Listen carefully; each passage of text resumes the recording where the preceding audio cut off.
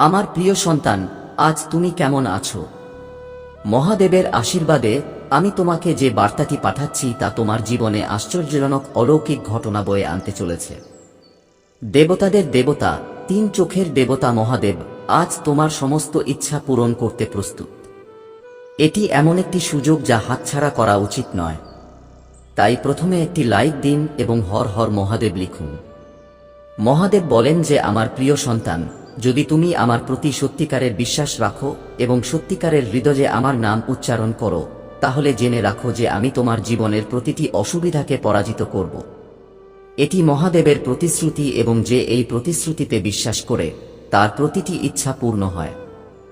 আজ মহাদেবের আশীর্বাদ তোমার জীবনে নেমে আসবে।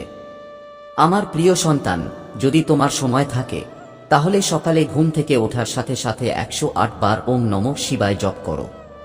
এই মন্ত্রটি তোমার জীবনে আশ্চর্যজনক পরিবর্তন আনবে। তুমি দেখতে পাবে কিভাবে তোমার চারপাশে ইতিবাচক শক্তি প্রবাহিত হতে শুরু করে। যে ব্যক্তি তাকে সত্যিকারের হৃদয়ে স্মরণ করে তাকে মহাদেবের আশীর্বাদ দেওয়া হয়। এই দিনটি তোমার জীবনে সুখ বয়ে আনতে চলেছে। প্রিয় সন্তান, এই 108 সংখ্যাটি দেবতাদের প্রিয় সংখ্যা। এটি টাইপ করলে তোমার ঘরে সুখ আসবে, উন্নতি ও সমৃদ্ধি আসবে। মহাদেবের আশীর্বাদ তোমাকে এমন উচ্চতায় নিয়ে যাবে যেখান থেকে কেউ তোমাকে নিচে নামাতে পারবে না। আজ তোমার জীবনে এমন কিছু ঘটতে চলেছে যা তুমি কখনো ভাবোনি। প্রিয় সন্তানরা, জেনে রেখো যে মহাদেব কখনো তার ভক্তদের অসম্মান করেন না। যে কেউ তাকে সত্যিকারের হৃদয়ে ডাকে সে কখনো খালি হাতে ফিরে আসে না। যদি তুমি আমার উপর বিশ্বাস করো তাহলে অবশ্যই তোমার প্রিয়জনদের কাছে এই বার্তাটি পৌঁছে দাও। মহাদেবের এই বার্তা যা তোমার কাছে পৌঁছেছে তার অর্থ হলো তুমি সেই ভাগ্যবান ব্যক্তিদের মধ্যে একজন যাদের জীবনে মহাদেবের আশীর্বাদ বর্ষিত হবে। আজকের বার্তায় আমি তোমাকে বলতে চাই যে তোমার জীবনে অর্থের অভাব হবে না। যদি তুমি তোমার হৃদয় থেকে এটি কামনা করো এবং কারো প্রতি বিদ্বেষ না রাখো, তাহলে মহাদেব তোমার জীবনে এমন অলৌকিক কাজ করবেন যা দেখে তুমি হতবাক হয়ে যাবে। প্রিয় সন্তানরা, জেনে রেখো যে তোমার ভাগ্যে যা আছে তুমি অবশ্যই তা পাবে। যদি কারো ভাগ্যে তোমার আগে কিছু লেখা থাকে তাহলে তাকে তা পেয়ে তোমার ঈর্ষা করা উচিত নয়। তোমার ভাগ্যে যা আছে তা তার চেয়ে অনেক বেশি এবং শুভ হবে। মহাদেবের আশীর্বাদে তোমার শত্রুরাও তোমার ক্ষতি করতে পারবে না। অতএব আমার প্রিয় বাচ্চারা, এই বার্তাটি শুরু থেকে শেষ পর্যন্ত পড়ো। মনোযোগ দিয়ে দেখো, এটি মহাদেবের আশীর্বাদ যা তোমার জীবনে আশ্চর্যজনক পরিবর্তন আনবে। যদি তুমি এতে বিশ্বাস করো তাহলে এখনই লাইক করো এবং লিখো, আমাদের তোমার উপর বিশ্বাস আছে। এই বার্তা তোমার জীবনে আলোর রোশনি আনবে এবং তোমার সমস্ত সমস্যা দূর করবে। এখন তুমি নিশ্চয়ই ভাবছো যে মহাদেবের এই আশীর্বাদ তোমার জীবনে কিভাবে আসবে। প্রিয় সন্তান, মহাদেবের আশীর্বাদের কোনো সীমা নেই। তাঁর আশীর্বাদ তোমার জীবনের প্রতিটি ক্ষেত্রেই পরিবর্তন আনবে, তা সে সম্পদ হোক, পরিবার হোক বা স্বাস্থ্য হোক। মহাদেবের আশীর্বাদ এতটাই শক্তিশালী যে তারা প্রতিটি অসম্ভবকে সম্ভব করে তোলে। প্রিয় সন্তান, যদি তোমার টাকার প্রয়োজন হয়, জেনে রাখো যে মহাদেবের আশীর্বাদ তোমাকে সীমাহীন সম্পদে নিয়ে যাবে। তুমি দেখবে হঠাৎ করেই তোমার জীবনে টাকা বৃষ্টি শুরু হবে। তিনি তোমাকে এমন এক নতুন উচ্চতায় নিয়ে যেতে প্রস্তুত যেখান থেকে তুমি পৃথিবীকে ভিন্ন দৃষ্টিকোণ থেকে দেখতে পাবে। মহাদেব বলেন, আমার প্রিয় সন্তান, যদি কারো প্রতি তোমার বিদ্বেষ থাকে তাহলে তা অবিলম্বে ত্যাগ করো, কারণ মহাদেবের ভক্তদের হৃদয়ে কেবল ভালোবাসা এবং করুণা থাকা উচিত। কারো প্রতি ঈর্ষা বা ঘৃণা রাখলে তুমি মহাদেবের আশীর্বাদ থেকে বঞ্চিত হতে পারো। তাই তোমার হৃদয়কে পরিষ্কার এবং পবিত্র রাখো যাতে মহাদেব তোমার জীবনে প্রবেশ করতে পারে। প্রিয় সন্তান, মহাদেবের আশীর্বাদ কেবল তারাই পায় যারা তাঁর প্রতি নিবেদিত প্রাণ। মহাদেব কখনোই সেই ব্যক্তিকে হতাশ করেন না যিনি তার বিশ্বাস দিয়ে মহাদেবের ধ্যান করেন। যদি তুমি তোমার জীবনে কোনো অসুবিধার সম্মুখীন হও, জেনে রাখো যে মহাদেব তোমার সাথে আছেন। তিনি তোমাকে প্রতিটি সংকট থেকে বের করে আনবেন এবং তোমার জীবনকে সুখী করবেন। প্রিয় সন্তান, মহাদেবের এই বার্তা তোমার জীবনে একটি মহান উপহার হবে। জীবন একটি নতুন ভোর আসতে চলেছে। যদি তোমার আমার উপর বিশ্বাস থাকে তাহলে এখনই এই বার্তাটি তোমার প্রিয়জনদের সাথে শেয়ার করো। তাদেরও মহাদেবের আশীর্বাদ পাওয়ার সুযোগ দাও। যদি তুমি চাও যে তোমার জীবনে সবসময় সুখ, শান্তি এবং সমৃদ্ধি থাকুক, তাহলে মহাদেবের ধ্যান করো এবং তোমার হৃদয়ে স্থান করে নাও। প্রিয় সন্তান, মহাদেবের আশীর্বাদ কেবল তোমার জন্য নয়, যারা তাকে সত্যিকারের হৃদয়ে স্মরণ করে তাদের সকলের জন্য। তাই এই বার্তাটি তোমার বন্ধু বান্ধব এবং পরিবারের সদস্যদের সাথে শেয়ার করো, যাতে তারাও মহাদেবের আশীর্বাদ থেকে উপকৃত হতে পারে। তুমি এই বার্তাটি পেয়ে খুবই ভাগ্যবান। মহাদেবের কৃপায় তিনি তোমাকে এই বার্তা দিয়েছেন। এটি দেখায় যে তুমি তার প্রিয় ভক্ত। তাই এই সুযোগটি তোমার হাত থেকে যেতে দিও না। যদি তুমি এখনো মহাদেবের উপর বিশ্বাস করো, তাহলে এখনই লাইক করো এবং টাইপ করো, আমাদের তোমার উপর বিশ্বাস আছে। মহাদেবের আশীর্বাদ তোমার জীবনে অলৌকিক ঘটনা আনবে এবং তোমার প্রতিটি স্বপ্ন পূরণ করবে। তাই আমার প্রিয় সন্তান, এই বার্তাটিকে তোমার জীবনের অংশ করে নাও এবং দেখো মহাদেব তোমার জীবনকে কিভাবে আনন্দ ও সমৃদ্ধিতে ভরিয়ে দেন। পৃথিবীতে অনেক কিছু করার আছে এবং এমন অনেক কিছু আছে যা একে অপরের পছন্দ হয় না, কিন্তু আমাদের জীবনযাত্রায় এই সবের মুখোমুখি হতে হয়। যদি তুমি কোনো ভুল করে থাকো, তা হোক না কেন, ছোট হোক বা বড়, এটা মেনে নাও এবং উন্নতি করার চেষ্টা করো। এমন কাজ কখনো করো না যা তোমার জীবনে বাধা হয়ে দাঁড়াতে পারে অথবা তোমাকে নিচে নামাতে পারে। সর্বদা ভালো কাজ করো এবং উচ্চ আদর্শ অনুসরণ করো। প্রিয় বাচ্চারা, আমি তোমাদের এই বার্তা দিচ্ছি যাতে তোমরা তোমাদের জীবনকে উন্নত করতে পারো এবং আসন্ন অসুবিধার মুখোমুখি হতে প্রস্তুত থাকো। প্রিয় বাচ্চারা, তোমাদের জীবনে ঘটে যাওয়া ঘটনাগুলি নিয়ে তোমাদের মনে অনেক প্রশ্ন আছে। তোমরা কি কোনো পাপ করেছ বা কোন ধর্ম লঙ্ঘন করেছ যার কারণে এসব ঘটছে?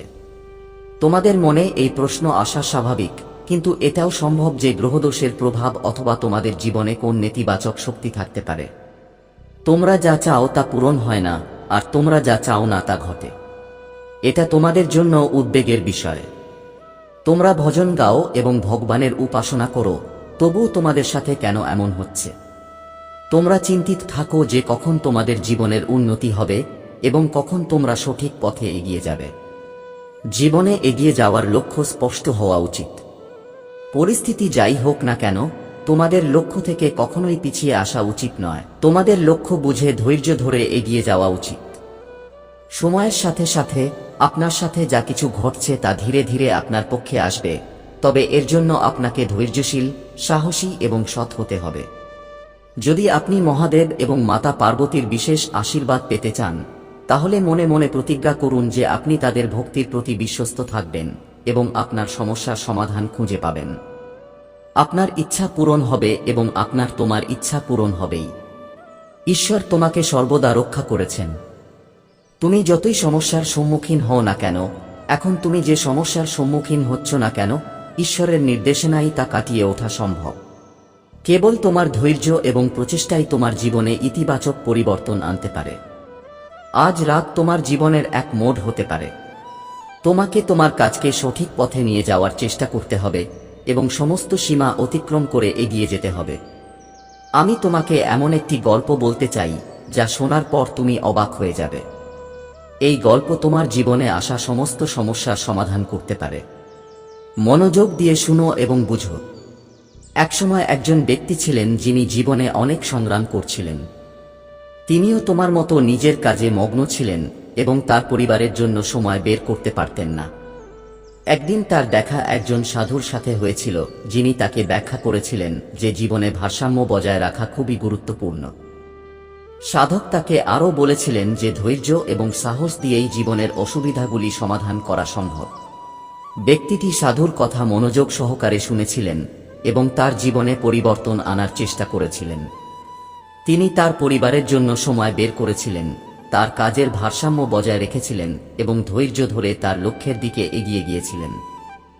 ধীরে ধীরে তার সমস্ত সমস্যা সমাধান হয়ে গিয়েছিল, আর তিনি জীবনে সাফল্য অর্জন করতে সক্ষম হয়েছিলেন। এই গল্প থেকে আমরা শিখি যে ধৈর্য, সাহস এবং ভারসাম্য বজায় রেখে আমরা আমাদের জীবনের অসুবিধাগুলি সমাধান করতে পারি। প্রিয় বাচ্চারা, ধৈর্য এবং সাহসের সাথে জীবনের প্রতিটি অসুবিধার মুখোমুখি হও। ঈশ্বরের ভক্তিতে ধারাবাহিকতা বজায় রাখো এবং তোমার কাজে ভারসাম্য বজায় রাখো। এইভাবে তুমি তোমার জীবনে সুখ এবং শান্তি পেতে পারো। এটাই তোমার জীবনের লক্ষ্য এবং সত্যই চূড়ান্ত সত্য। তুমি কখনো এর শক্তিকে অস্বীকার করতে পারবে না, এই কৌশল থেকে দূরে যেতে পারবে না, অথবা এই শক্তিকে দমন করতে পারবে না, কারণ এই সত্য শুধুমাত্র ঈশ্বরের দ্বারা উৎপন্ন হয় এবং শুধুমাত্র ঈশ্বরের দ্বারাই শেষ হয়। ঈশ্বর তোমার জীবনে যা ঘটতে চলেছে তা করেন, তা তোমার জন্য শুভ হোক বা অশুভ। যদি তোমার জীবনে অর্থের অভাব বা কিছু থাকে, তাহলে তা ঈশ্বরের ইচ্ছার কারণেই ঘটে। যদি তুমি কোনো বিষয়ে অহংকারী হয়ে পড়ো, তাহলে তা ভাঙার জন্য ঈশ্বর এখানে তার পদক্ষেপ নেন।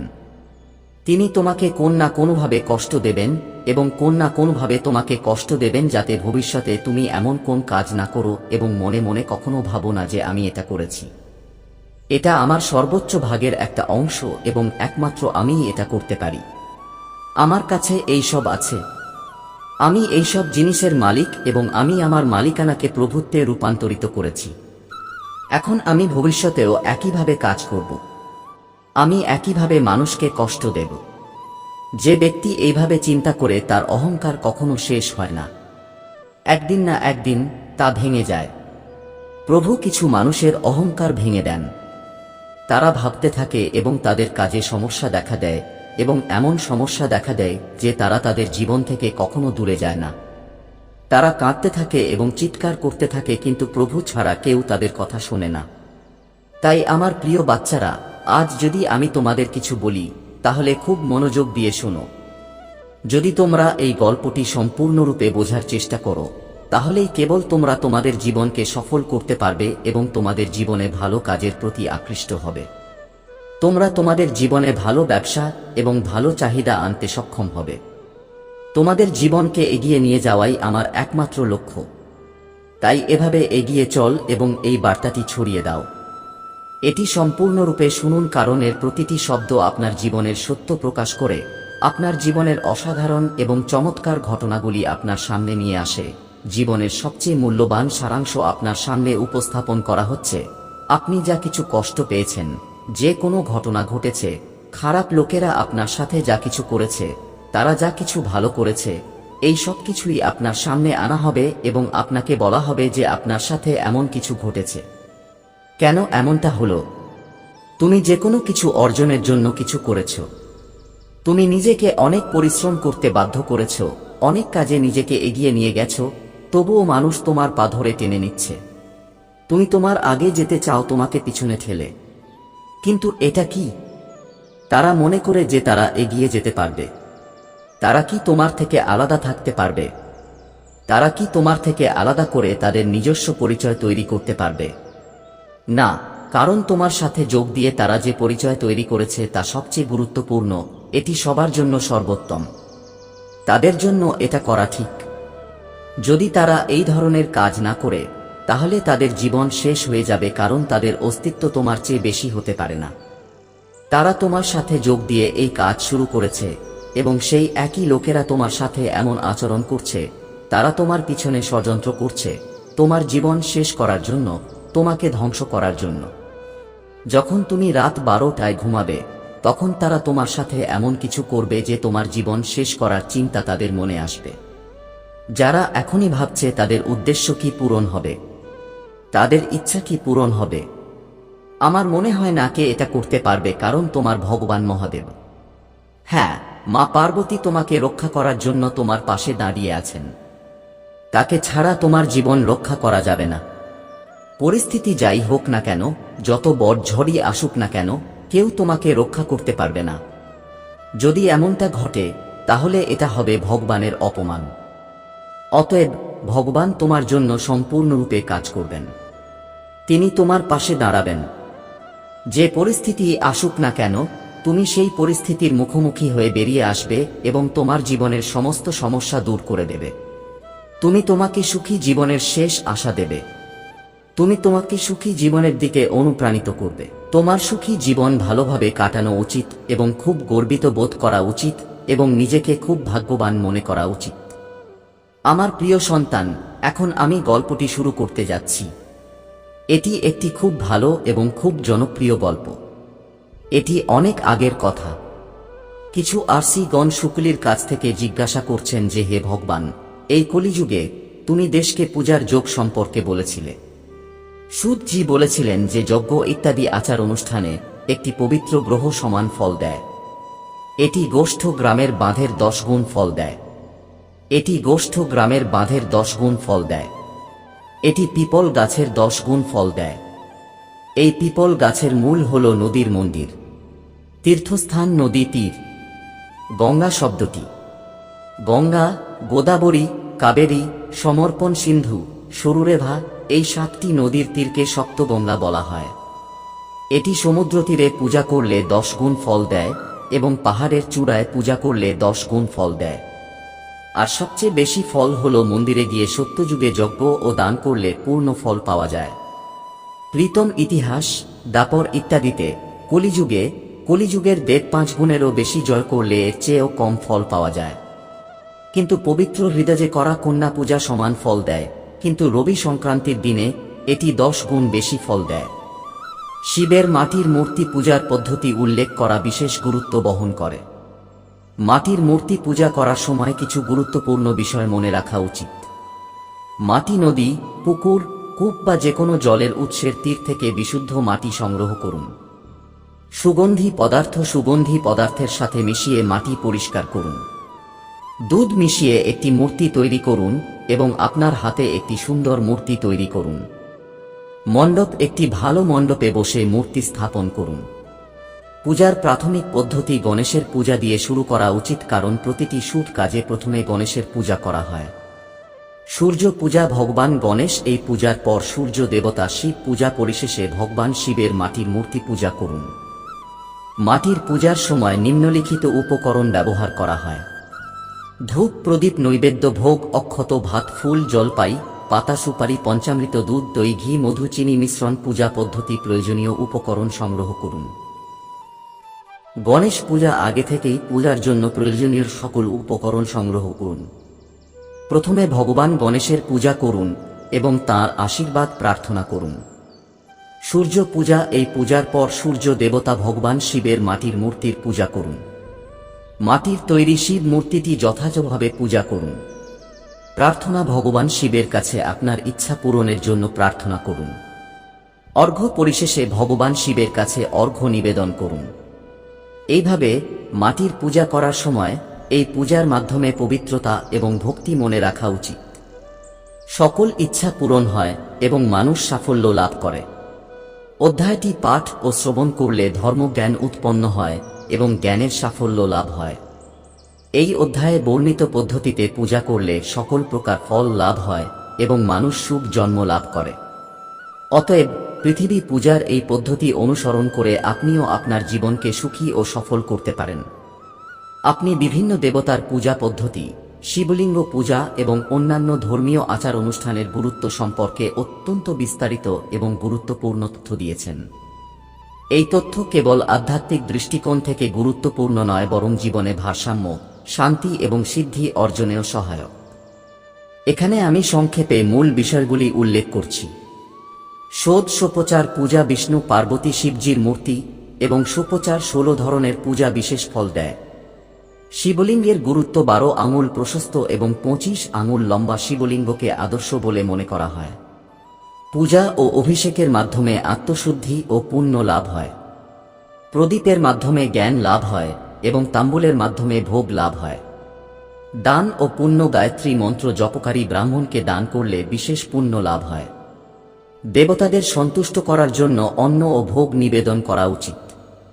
মাঘ কৃষ্ণ চতুর্থীতে ভগবান শিবের উপাসনা। কার্তিক মাসের রবিবার পঞ্চব্য দিয়ে স্নান এবং বিভিন্ন নৈবেদ্য নিবেদনের বিশেষ গুরুত্ব রয়েছে। ভগবান গণেশের উপাসনা। ভগবান গণেশের উপাসনা সকল পাপ দূর হয় এবং ইচ্ছা পূর্ণ হয়। মানসিক উপাসনা। মানসিক উপাসনাও সমানভাবে গুরুত্বপূর্ণ এবং এটি পরিত্রাণের দিকে পরিচালিত করে। শিবলিঙ্গের উপাসনা জন্ম ও মৃত্যুর চক্র থেকে মুক্তি দেয়। রবিবার পঞ্চব্য স্নান করলে পুনর্জন্ম হয় না। রুদ্রাক্ষ পরিধান এবং মন্ত্র জপ বিভূতি প্রদান করে। এই সমস্ত পদ্ধতি এবং আচার অনুষ্ঠান অনুসরণ করে একজন ব্যক্তি তার জীবনে শান্তি, সমৃদ্ধি এবং আধ্যাত্মিক বিকাশ অর্জন করতে পারেন। যদি আপনি বিশেষ করে কোনো পদ্ধতি বা আচার অনুষ্ঠান সম্পর্কে আরও তথ্য চান, তাহলে দয়া করে জানান। আপনার কল্যাণ এবং আপনার ইচ্ছা পূরণের জন্য আপনার বিশ্বাস এবং ভক্তির সাথে এই পূজা পদ্ধতিগুলি অনুসরণ করা গুরুত্বপূর্ণ। হ্যাঁ টাইপ করুন। মন্তব্য বাক্সে হ্যাঁ টাইপ করুন। টাইপ করুন যে আমার প্রভু আজ আমাকে যা বলেছেন তা আমার জীবন সম্পর্কে সত্য এবং আমার জীবনকে আলোকিত করার জন্য ব্যবহৃত হয়েছে। এটি ঈশ্বরের পরম রহস্য। আজ তিনি আমাকে এমন একটি গল্প বললেন যা আমার জীবনকে সমৃদ্ধ করেছে, কারণ আমার প্রভু আজ যে গল্পটি শুনছেন তা এতটাই আকর্ষণীয় এবং এত তীব্র যে আমি এটি শোনার পরে ধনী হয়ে গেছি। আমি নিজেকে নিয়ন্ত্রণ করতে পারছি না।